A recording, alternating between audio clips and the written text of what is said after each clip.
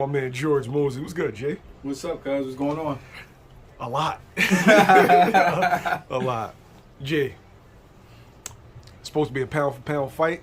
It was a pound for pound beating. Yeah, man. Terence Crawford stops Errol Spence at 9. What's your thoughts?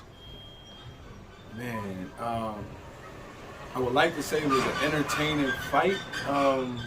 And it was from an aspect of just watching somebody get beat on, but really it wasn't at all what I expected. And I picked Crawford, but if I was to sit here and say I thought that was going to happen, I'd be lying, because I thought it was a 50-50 fight. I gave the edge to Crawford because of his ability just to adjust. Even prior to Saturday, everybody, all real boxing fans knew he was the sharper fighter. Basically, as far as he had more tools, he had more in his bag than Errol had. Errol is a dog. Errol is just normally bite down. That's what normally get him through fights. But to say that I thought that was going to happen, nah, not at all. And the bad thing is, man, Errol might have won 1 minute of the fight. Maybe. He might, matter of fact, maybe not even won 1 minute of the fight. He may have been competitive for about 1 minute of that fight. What did you see from the jump?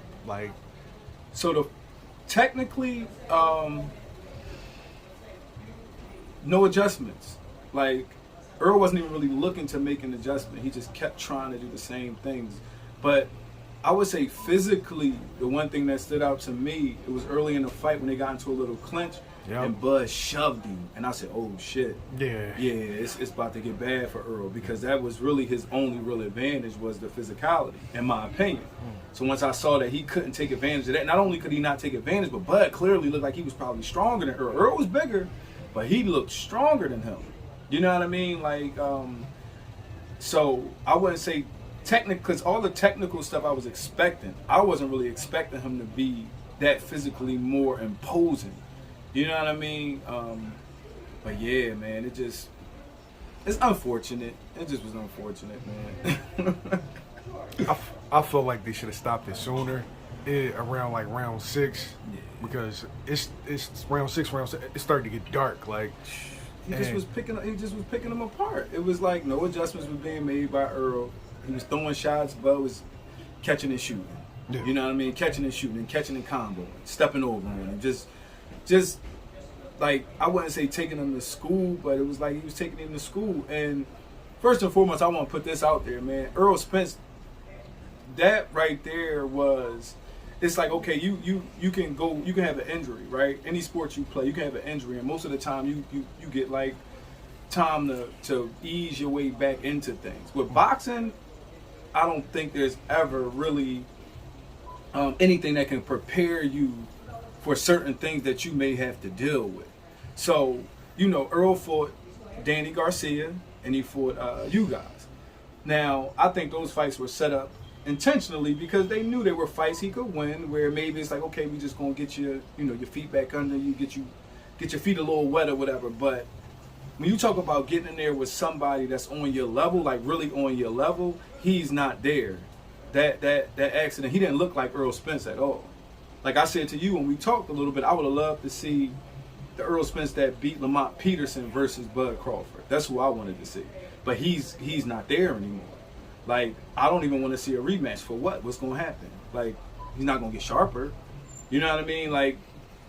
What are we looking for? What are we looking for? Some Errol Spence fans are hoping that the extra 7 pounds at 154 would, increase Errol's advantage. Or increase his chances on winning the fight. So I'm going to ask you this. He didn't look drained. He didn't look like fatigue played a factor at all. He just was in there with a guy, number one, who just wanted it. He wanted it bad. And I talked to you about this too, man. It's a difference. When you fighting for legacy or you competing for legacy, you're not really fighting against you. It's like you versus you. You know what I mean? He wasn't even, Bud was on another planet. He looked beautiful. I'm making all these statements about what Errol was lacking and what wasn't there, but Bud looked amazing, man. When you dealing with an athlete that's telling themselves they want to be, solidified as one of the best to ever do what they do, you're going to have a problem with that person.